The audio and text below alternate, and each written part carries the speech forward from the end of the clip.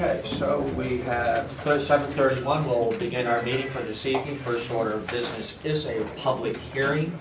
And I apologize, I will put some copies over here to my left, your right, that are available. And this has to do with a proposed cannabis ordinance that you've probably read about, heard a lot about, and know that the state of Connecticut passed a statute legalizing recreational cannabis in the state of Connecticut, but also gave a local authority to either approving or opting in or opting out of the statute. And what this ordinance will do is to opt out. There are certain things approved in the statute that we cannot opt out of. For example, the distribution or delivery of cannabis. You can call, have it delivered to your home. The police have a certain amount that if they stop a car, people are allowed to carry up to a certain amount in certain ways.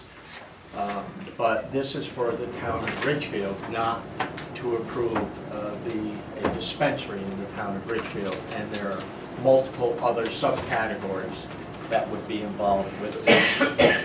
So tonight is a public hearing. We have another public hearing scheduled for August 17th. We have also had public hearings previously as well, a couple, and have given plenty of opportunity. The first public hearing, I will say we had 4 people. The second one we had 8. The third one we had 23. But for belt and suspenders, we're doing 2 more.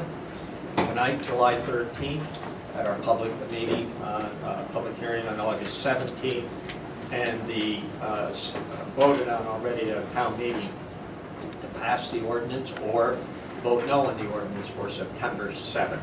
So that's the purpose of the town meeting this evening.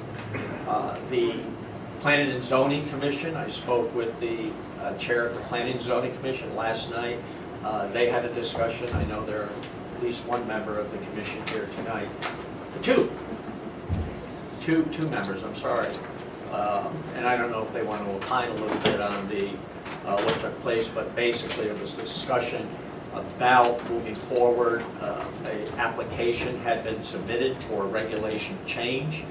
As a result of that, there are certain guidelines, statutory guidelines that have to be met. So they're going to be required to proceed as well along a course of action while we are proceeding as a Board of Selectmen with an ordinance. They will be proceeding with regulation modification on the zoning regulations. So it may be a little bit confusing. You're going to hear a lot of different reporting going on, and hopefully the reporters can keep this all straight. Sorry about that. But that's the process that's going to be taking place. So I'll open the floor unless the board has any statements they would like to make.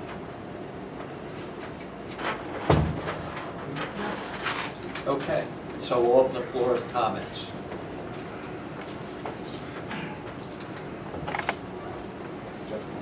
Yes, name and address for the record, please. Jeffrey Morris, 231 Ivy Hill Road, Ridgefield.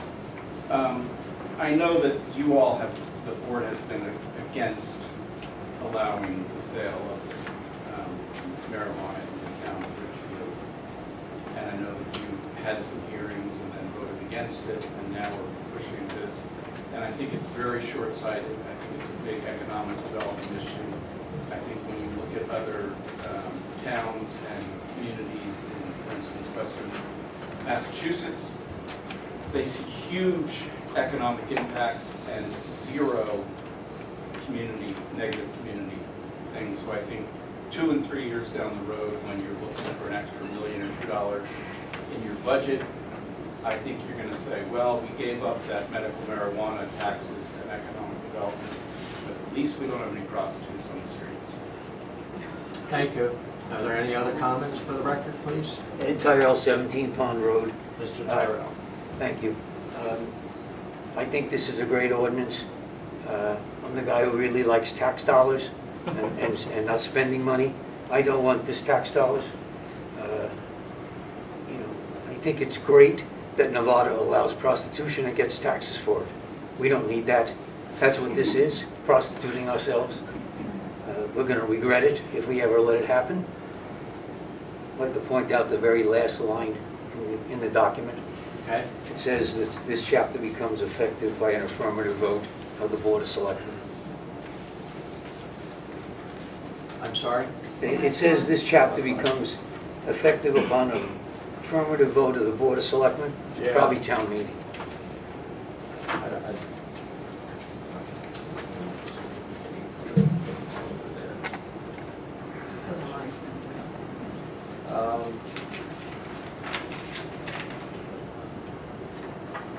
The last page. The very last, yeah. The very last. It's very last page. Oh.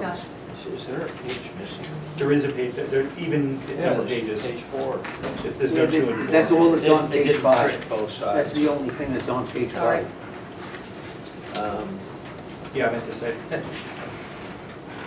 It's in the online version, the printed didn't come in. I didn't realize. Oh, no, no. It was here. Yes. It's the even pages. Okay. Now, this, what was handed out has everything in it, okay? Read the last line. Yeah, the last line is as described, so we'll have to make that modification. Thank you. That's all, thanks.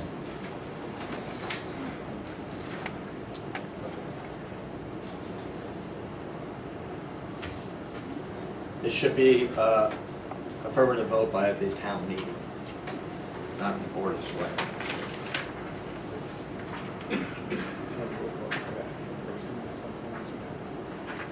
Thank you, Mr. Tyrell.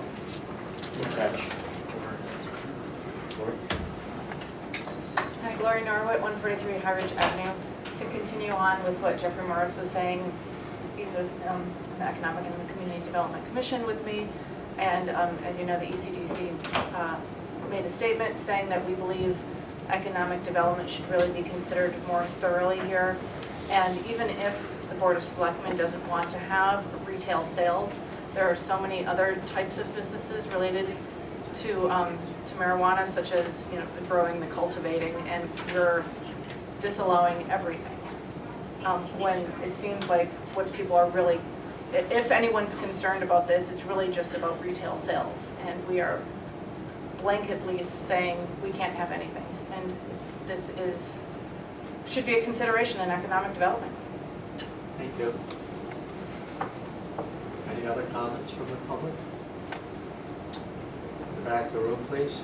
Hi, my name is Carol Mark, 27. Can you come forward? We have air conditioning up here, and it's tough to hear from the back of the room. That's good.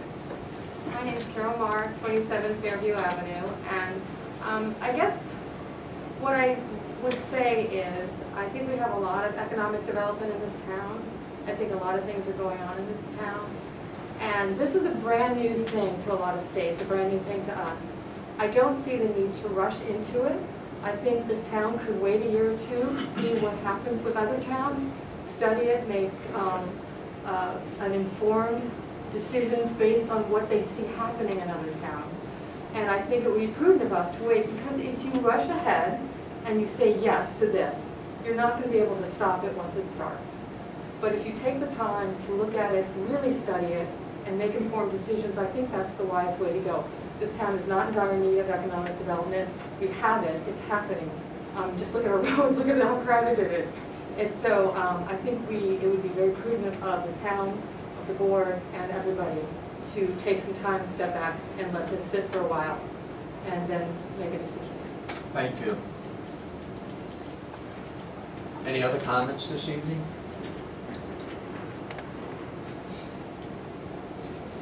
Good evening. My name is Greg Kabasakalian, 2 Washington. I think the Board of Selectmen knows where I am on this, but I really urge my neighbors to support this ordinance. I understand the tax revenue question. Believe me, I understand that. It's not as great as you think it is. It's not even close.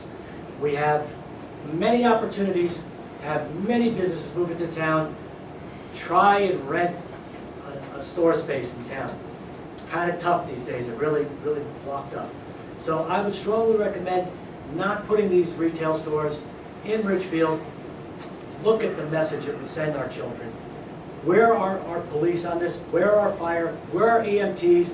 Where is DARE? Where is our prevention council? Where is the PTA on this? This will definitely have a negative impact. It's the wrong message to send to children. Go into the store, buy your pot. Oh, and there was one other thought I did have. Where can folks smoke once they purchase? Can I go to Ballard Park and smoke a cigarette or a cigar? I don't know the answer to that. I'm asking it, maybe it's rhetorical, but we may want to consider that. There's a lot of layers here, because from what I understand, you're allowed to smoke in public, but maybe we have an ordinance in town existing that says maybe you can't smoke in public. So just a thought. Thank you. Anyone else care to comment? Again, we'll have another public hearing on the 17th for the town meeting on September 7th, but we're open to any comments this evening. Mr. Marconi? Yes? I'm not going to address Name you. and address. My name is Kurt Carr, 62 Prospect Ridge. I'm going to address the people in the audience. It's a public hearing because for us to hear. I know, any changes but on you've already application. made up your mind. These are the people that are going to vote on September the 7th. We haven't voted on this yet. Oh, you haven't? So we're having a public hearing on something you haven't? Well, it's on our agenda, Okay. and Well, wait, we did. we voted on it to set a public hearing Yes. dates, 2 public hearing dates, Right. to get further So- input. But so the you're purpose gonna- of the public hearing is to have people comment, as I believe Mr. Tyrell did, to make some changes that they picked up Well, on this. I would not, I mean, I think Mr. Tyrell, caught was a good catch. Yep.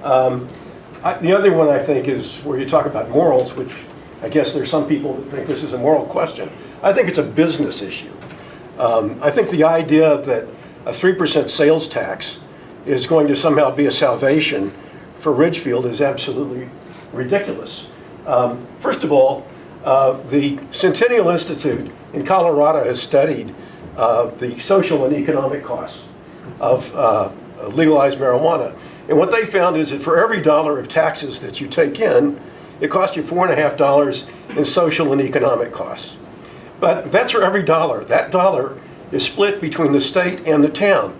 The state gets 66 cents of excise tax, the most regressive, second most regressive tax paid by Connecticut taxpayers.